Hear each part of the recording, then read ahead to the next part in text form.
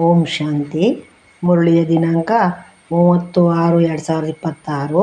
ಪ್ರಾತಃ ಮುರಳಿ ಬಾಬ್ದಾದ ಮಧುಬನ. ತಂದೆ ತಿಳಿಸುತ್ತಾರೆ, ಮಧುರ ಮಕ್ಕಳೇ, ಈ ಸಮಯದಲ್ಲಿ ನೀವು ತಂದೆಯ ಮೇಲೆ ಬಲಿಯಾರಿಯಾಗುತ್ತೀರೆಂದರೆ 21 ಜನ್ಮಗಳಿಗೆ ಸದಾ ಸುಖಿಗಳಾಗುತ್ತೀರಿ. ಪ್ರಶ್ನೆ: ಜ್ಞಾನಿ ಮಕ್ಕಳು ತಮ್ಮ ಸ್ಥಿತಿಯನ್ನು ಸರಿಯಾಗಿಟ್ಟುಕೊಳ್ಳಲು ಯಾವ ಅಭ್ಯಾಸವನ್ನು ಪಕ್ಕಾ ಮಾಡಿಕೊಳ್ಳಬೇಕು? ಜ್ಞಾನಿ ಮಕ್ಕಳು ತಮ್ಮ ಸ್ಥಿತಿಯನ್ನು ಸರಿಯಾಗಿಟ್ಟುಕೊಳ್ಳಲು ಯಾವ ಅಭ್ಯಾಸವನ್ನು ಪಕ್ಕಾ ಮಾಡಿಕೊಳ್ಳಬೇಕು? ಉತ್ತರ: ಬೆಳಿಗ್ಗೆ ಏಳುವ ಅಭ್ಯಾಸ ಮಾಡಬೇಕು.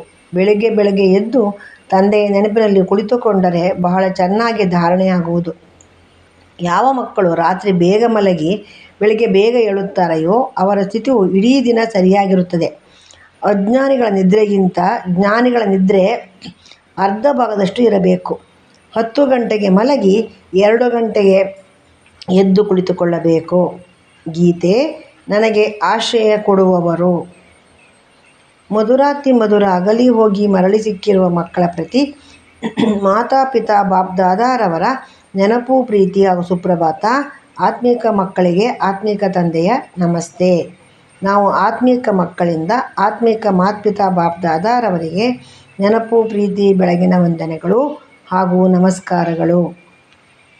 ಧಾರಣೆಗಾಗಿ ಮುಖ್ಯ ಸಾರ. ಮೊದಲನೇ ಪಾಯಿಂಟು: 21 ಜನ್ಮಗಳವರೆಗೆ ಸದಾ ಸುಖಿಯಾಗಿರಲು ಒಬ್ಬ ತಂದೆಯ ಮೇಲೆ ಸಂಪೂರ್ಣ ಬಲಿಹಾರಿಯಾಗಬೇಕಾಗಿದೆ. ಶ್ರೀಮತದಿಂದ ಶ್ರೇಷ್ಠರಾಗಬೇಕಾಗಿದೆ. ಮನ್ಮತ ಅಥವಾ ಪರಮತವನ್ನು ತ್ಯಾಗ ಮಾಡಬೇಕಾಗಿದೆ. ಯಾವುದೇ ಉಲ್ಲಂಘನೆ ಮಾಡಬಾರದು. ಎರಡನೇ ಪಾಯಿಂಟು: ಮುಂಜಾನೆ ಎದ್ದು ನೆನಪಿನಲ್ಲಿ ಕುಳಿತು ಸಂಪಾದನೆ ಮಾಡಿಕೊಳ್ಳಬೇಕು. ಸೃಷ್ಟಿಯನ್ನು ಸ್ವರ್ಗವನ್ನಾಗಿ ಮಾಡುವ ಸೇವೆಯಲ್ಲಿ ಕೊನೆ ಪಕ್ಷ 8 ಗಂಟೆಗಳ ಕಾಲ ಅವಶ್ಯವಾಗಿ ಕೊಡಬೇಕು. ವರದಾನ: ಸಮಯ ಹಾಗೂ ಸಂಕಲ್ಪ ಸಹಿತ ತಮ್ಮ ಸರ್ವ ಖಜಾನೆಗಳನ್ನು ವಿಲ್ ಮಾಡುವಂತಹ ಮೋಹಜೀತ ಭವ. ಸಮಯ ಹಾಗೂ ಸಂಕಲ್ಪ ಸಹಿತ ತಮ್ಮ ಸರ್ವ ಖಜಾನೆಗಳನ್ನು ವಿಲ್ ಮಾಡುವಂತಹ ಮೋಹಜೀತ ಭವ.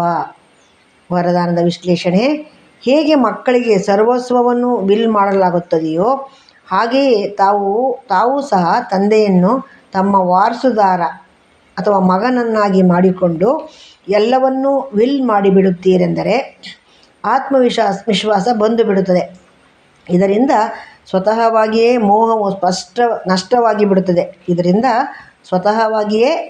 ನಷ್ಟವಾಗಿ ಬಿಡುತ್ತದೆ. ಹೇಗೆ ಸಾಕಾರ ತಂದೆಯವರು ತನ್ನನ್ನು ಸಂಪೂರ್ಣವಾಗಿ ವಿಲ್ ಮಾಡಿದರು, ಹಾಗೆಯೇ ತಮ್ಮ ಸ್ಮೃತಿ, ಸಮಯ ಹಾಗೂ ಸಂಕಲ್ಪಗಳ ಖಜಾನೆ ಏನಿದೆಯೋ ಅದನ್ನು ವಿಲ್ ಮಾಡಿರಿ, ಅರ್ಥಾತ್ ಶ್ರೀಮತದನುಸಾರ ಸೇವೆಗಳಲ್ಲಿ ಉಪಯೋಗಿಸುತ್ತಾರೆಂದರೆ ಮೋಹಜೀತ ಬಂಧನ ಮುಕ್ತರು ಆಗಿಬಿಡುತ್ತೀರಿ. ಸ್ಲೋಗನ್: ಒಬ್ಬರಿನೊಬ್ಬರ ಸ್ನೇಹಿ ಆಗುವುದಕ್ಕಾಗಿ ಸರಳತೆ ಹಾಗೂ ಸಹನಶೀಲತೆಯ ಗುಣವನ್ನು ಧಾರಣೆ ಮಾಡಿಕೊಳ್ಳಿರಿ. ಒಬ್ಬರಿನೊಬ್ಬರ ಸ್ನೇಹಿ ಆಗುವುದಕ್ಕಾಗಿ ಸರಳತೆ ಹಾಗೂ ಸಹನಶೀಲತೆಯ ಗುಣವನ್ನು ಧಾರಣೆ ಮಾಡಿಕೊಳ್ಳಿರಿ. ಅವ್ಯಕ್ತ ಸೂಚನೆಗಳು: ಸದಾ ಹರ್ಷಿತರಾಗಿರಲು ತಮ್ಮ ಸ್ವಭಾವವನ್ನು ಸರಳ ಮಾಡಿಕೊಳ್ಳಿರಿ, ಸಹನಶೀಲರಾಗಿರಿ. ಬಾಬ್ದಾದಾರವರ ವರದಾನವಾಗಿದೆ: ಸದಾ ಖುಷಿಯಾಗಿರಿ, ಖುಷಿಯ ಖಜಾನೆ ಹಂಚಿ, ಖುಷಿಯ ಅಲೆ ಸರ್ವರಲ್ಲಿ ಹರಡಿಸಿ. ನಿಮ್ಮ ಮುಖದಲ್ಲಿ ಸದಾ ಖುಷಿಯ ಮುಗುಳ್ನಗೆ ಹೊಳೆಯುತ್ತಿರಲಿ. ಈ ರೀತಿ ಹರ್ಷಿತ ಮುಖಿಯಾಗಿರಿ. ಇದಕ್ಕಾಗಿ ಮಾತಿನಲ್ಲಿ ಮಧುರತೆ, ಸಂತುಷ್ಟತೆ, ಸರಳತೆಯ ನವೀನತೆ ಅವಶ್ಯವಿರಲಿ. ಬ್ರಾಹ್ಮಣ ಆತ್ಮರ ಮಾತು ಸಾಧಾರಣ ಮಾತಾಗಿರಬಾರದು. ಪ್ರತಿ ಕರ್ಮದಲ್ಲಿ ಇಂತಹ ನವೀನತೆ ಇರಲಿ. ಪ್ರತಿಯೊಬ್ಬರೂ ಅವರಿಂದ ಪ್ರಾಪ್ತಿಯ ಅನುಭವ ಮಾಡಲಿ. ಓಂ ಶಾಂತಿ.